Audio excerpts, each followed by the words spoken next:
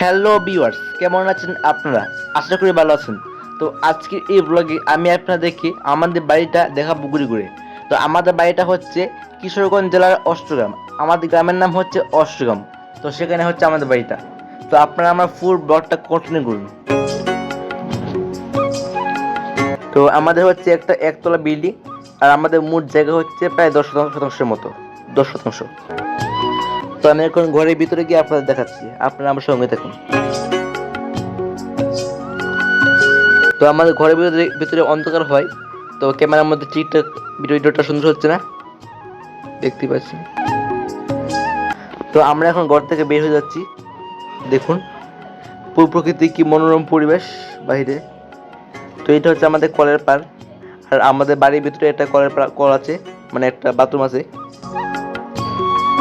তো এখানে হচ্ছে আমাদের মোট 3টা কাঁঠাল গাছ আছে।